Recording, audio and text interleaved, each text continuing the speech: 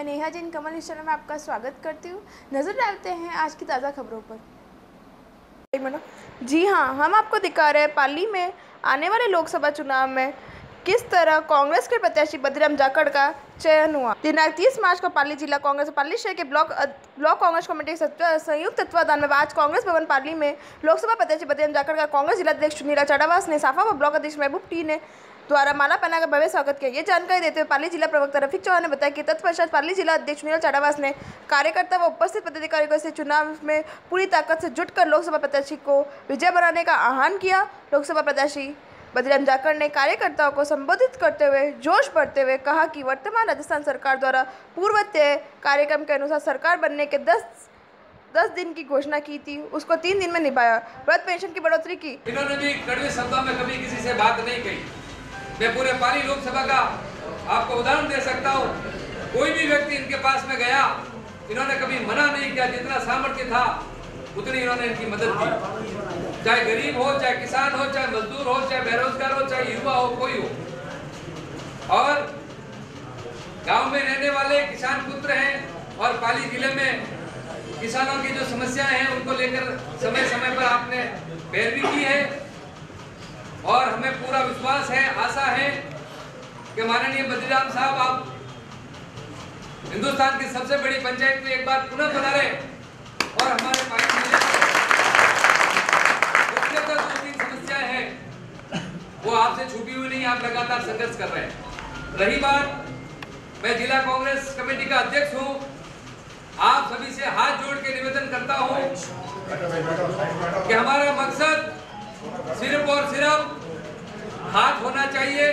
हमारा मकसद सिर्फ और सिर्फ राहुल गांधी देश का प्रधानमंत्री बने, ये हमारा मकसद होना चाहिए।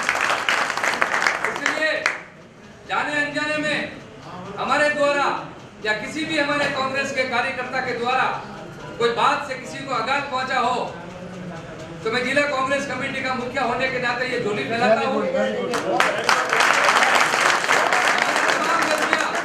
इस झोली में डाल दीजिए और बद्रीराम जी को यहाँ से एमपी बनाकर भेजें। हालांकि राजस्थान की सरकार में पाली जिला की भागीदारी नहीं है और अगर हम बद्रीराम जी को यहाँ से एमपी बना के भेज देंगे तो हमारी सब भरपाई हो जाएगी। और ये जो शख्सियत है वो 6 के बराबर 1 होकर के हमारे हम जो पिछड़ रहे हैं, हमारी जो समस्या है उन समस्याओं का समाधान करने में हमारे ऊपर पूरा आशीर्वाद रखेंगे। तो एमपी साहब, मैं आपसे निवेदन करता हूं, आपको जहां पर भी लगे, हमारा जहां उपयोग करना हो, जहां हमें भेजना हो, जिस जगह भेजना हो, जिस समय भेजना हो, हम एक कांग्रेस के सैनिक के रूप में हम और एक कांग्रेस का कार्यकर्ता आपके लिए समर्पित भावना से तैयार है। हमारा मकसद यही रहेगा कि हमारा मकसद है हाथ, हमारा मकसद है राहुल गांधी प्रधानमंत्री बने। और मैं इस मौके पर पूरे पाली जिला की तरफ से, पाली लोकसभा क्षेत्र की तरफ से आपके उज्जवल भविष्य की कामना करता हूं कि आप स्वस्थ रहें, मजबूत रहें और हमारा नेतृत्व करें और हमारे पाली जिले की जो समस्या है उसके लिए लगातार हमारी जय भी करते रहें। आप पधारे हैं, इसलिए आपका स्वागत है।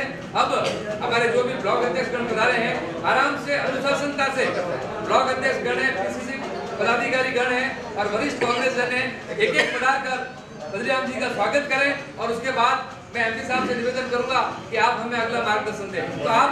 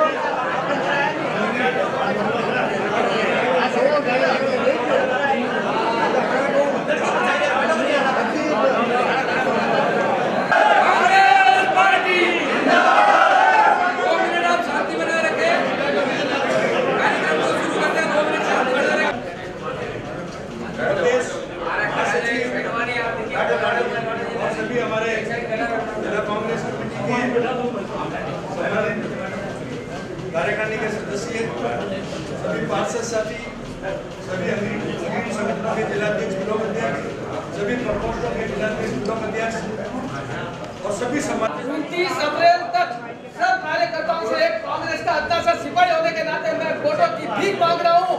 दोस्तों 29 तारीख तक आप बद्रीराम जाखड़ बन जाना और 5 साल तक आपके बीच में आदमी खड़ा रहेगा। धन्यवाद। जय हिंद, जय भारत।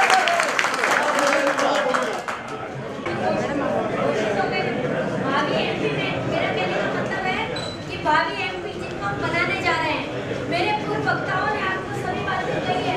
मैं सिर्फ 2 बात कहना चाहती हूँ कि हमने 35 साल से हमारा एमएलए नहीं देखा है, एक 5 साल के लिए हमने हमारा एमपी देखा है। तो मैं सिर्फ ये कहना चाहती हूँ कि जो दंश हमने भेजा है कि जिस तरीके से अनाथ बच्चों की हालत होती है, वो एक कांग्रेस कार्यकर्ता की हालत है 35 साल में कि हमारा एमपी एमएलए नहीं है। उस दर्द को ठीक करने के लिए कार्यकर्ताओं में जोश जाकर सामने हमारे में भरा है। ऐसे आदमी को जिसने 5 साल के अंदर 50 साल का काम करा है, काम ये लोग कहते हैं 60 साल में क्या नहीं किया। 60 साल छोड़ो, आप तो 5 साल में हमारे एक एमपी ने इतना काम किया है। ऐसे एमपी को लोकसभा में भेजने के लिए आज हम यहाँ पर शपथ लेते हैं कि बद्रीराम जी जाखड़ को 29 तारीख को ज्यादा से ज्यादा बूथ पर वोट डलवा कर और लोकसभा में भेजेंगे। जात पर नहीं, बात पर, राहुल जी की बात पर मोहर लगेगी, हाथ पर।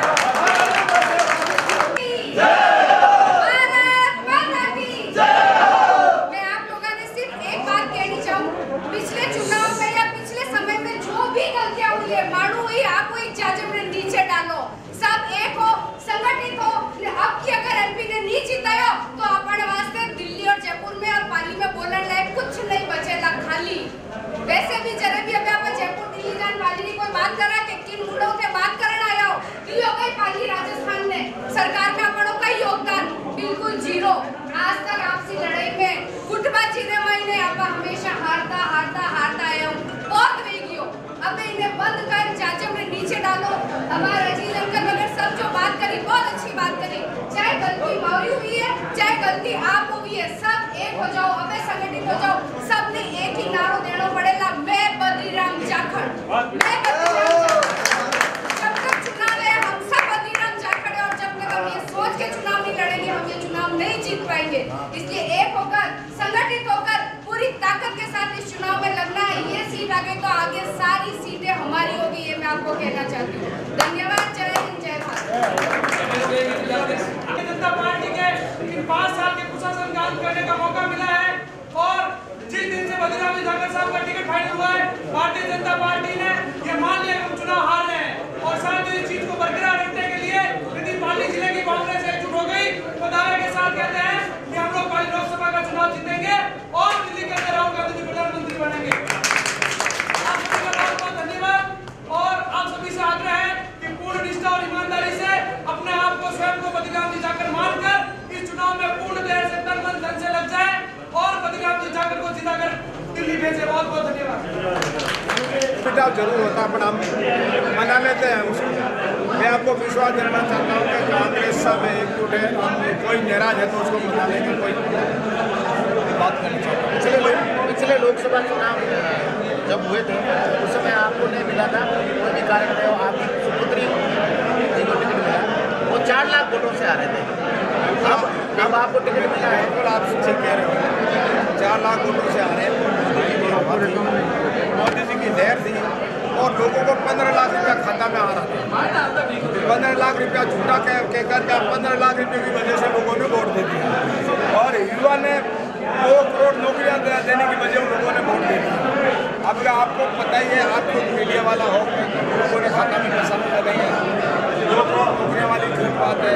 जो भी झूठ बोलने का काम 56 इंची का छत सीना कहकर उसने काम किया था, 6 इंची का सीना नहीं है। मोदी जी झूठ बोलने में आए। और आप जिस लोकसभा क्षेत्र से टिकट लेकर आए हैं उस लोकसभा क्षेत्र में कांग्रेस का कोई आधार ही नहीं है। ये सच है, 1 सीट है मात्र बिलाड़ा से, कैसे जीतेंगे आप? मैं आपको बताना चाहता हूँ 1 सीट नहीं है, आपको जान के मैं आप 2 सीट है 2 सीटें ओसिया में दो है लोकसभा में। हमारी सीट को मैं ये कह रहा हूँ, आप ठीक कह रहे हो कि सीट एक भी नहीं है, आज पाली में एक भी सीट नहीं है, पर जनता की भावना चेंज हो गई। अशोक गहलोत मुख्यमंत्री बनता है, लोगों ने कह दिया कि भाई अशोक गहलोत मुख्यमंत्री हो गया, हमारा काम होगा, विकास होगा। उस विकास के माध्यम से लोग बहुत ज़्यादा जोश और प्रभावित है और वोट मिलेगा। राजस्थान में इस पिछले विधानसभा चुनाव में एक नारा लगा था, मोदी तुझसे बैठ नहीं, वसुंधरा तेरी खैर नहीं। वो का नारा अभी भी जगह पर काबिज है। मैं ये कहना चाहता हूँ को ये बिल्कुल गलत, हमारे कौन सा नारा लगा हुआ, ये हमारा क्या कह रहा हूँ तो मोदी वसुंधरा के लिए लागू था, हमारी पार्टी के लिए बिल्कुल लागू है ही नहीं।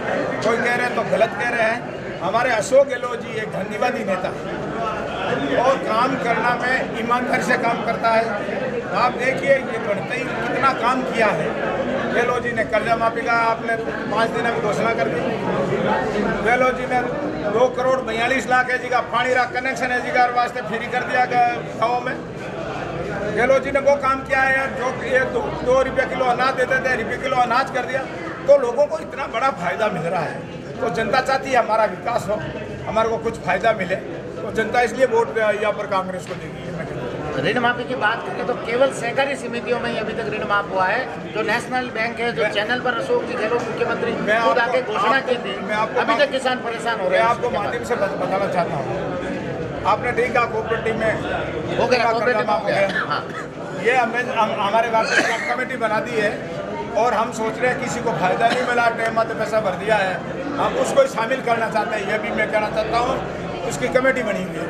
एमपी साहब, एक बात आपने जब पहले एमपी थे तब आपने एक बात कही थी पाली सीपीटी ट्रस्टियों के लिए कि सब चोर है, मैं चोरों के बारात में शामिल नहीं होना चाहता। क्या अब ये पाली के अंदर जो प्रदूषण का मुद्दा है उसके बारे में आप क्या कहेंगे? प्रदूषण का बारे में कहना चाहता हूँ, सिटी का चेयरमैन ही चेंज हो गया, अध्यक्ष भी चेंज हो गया और वापिस सरकारी नहीं आ गई।